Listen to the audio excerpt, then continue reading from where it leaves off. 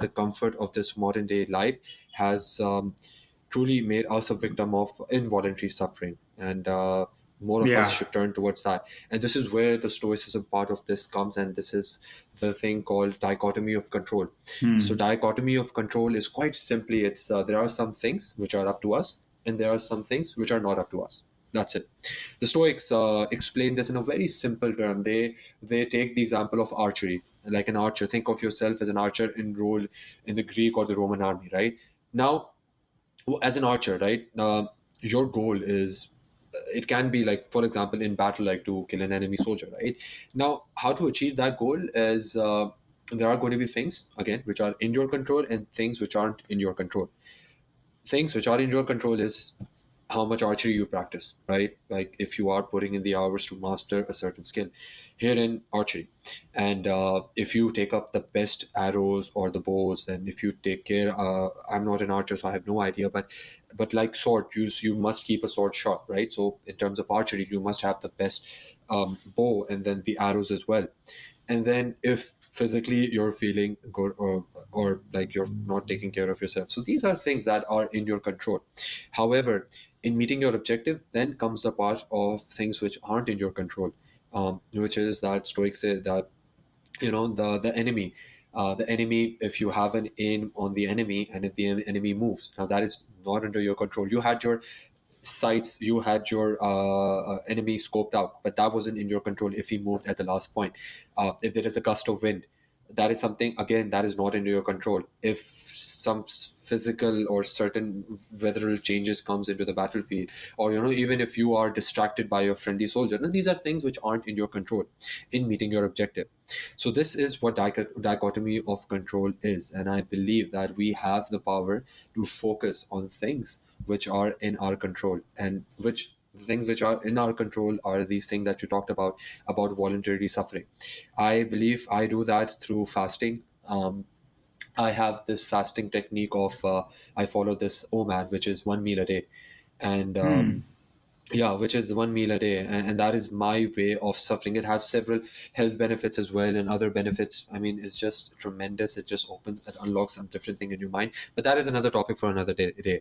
That is my way of voluntarily suffering, not There's having other to ways be. you do that as well. Even waking up at 5 in the morning, 4 in the morning, Yes, yes. you may not be able to pinpoint it, but there is a lot of other ways as well. Oh, of course, Nobody. that is part of that, definitely. Yeah, And like this waking is, up early is yeah. painful. It's not easy. It's not easy. Again, it's again that is something we'll talk about as well. That is was a journey as well. But Yeah. again, yeah, this was like my dichotomy of control was, as I mentioned in the previous podcast, like was being a superior version of myself, being a superior Anas. Now, this is where Stoicism helps me a lot, putting things into perspective. It's up to me. It's my choice. It's again, I keep repeating this word dichotomy of control. Dichotomy, by the way, guys, is just it's a fancy word of saying division or contrast. Fat or thin, light or Level dark. of Yeah, it's just like contrast, like two opposite ends, not sub. spectrum. Yeah. Yes, absolutely. And this is where the control things are. And this, I believe that if people just understand that they have the power, that they have the authority, that they have the ability to suffer voluntary or involuntary, as you put it as well, life can just be tremendous. It's just a way of thinking. It's just a way of practice, right?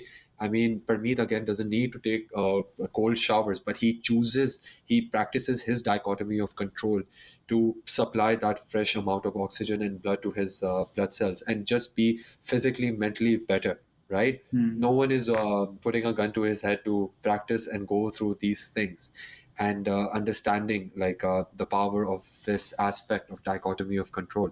So, so Just this want to is, add a little bit to that. yeah, To summarize, like exactly like you mentioned, obviously you can categorize everything in two things: something that is in your control and not in your control, just like you mentioned, and focusing on something that is in your control.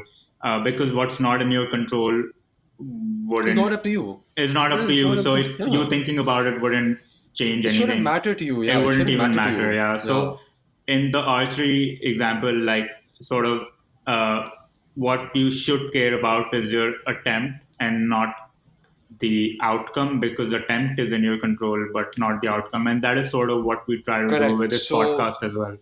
Absolutely. So the Roman senator Cicero, he says that because they also used to be practicing practices of Stoicism. So he says that in this example, basically, your attachment should be to your practice, to your craft, to what you did. Like I said, mastering archery, taking care of your bows and arrows, and identifying your target. Right, your attachment should be that. Once you release, once that arrow has been released, you have no control. Your dichotomy of control ends. It has Yeah. it like, just imagine, like, till the arrow is in your bow, right? You have the dichotomy of control is in the spectrum of having your control. But as soon as Yeah. it releases, just imagine this illustration that the arrow is now going to the opposite side, where you do not have control, where the enemy can move at any second. He could just shake his head. If we were planning for a Yeah. really nice headshot, And the I enemy think, moves, the gust of wind comes, a yeah. horse comes in between. That's it. So this is what Cicero says as well, that your attachment should be till where the arrow is, and that's it. You've done your job. You've done your And job. You I should be think happy. You should be proud. That's it.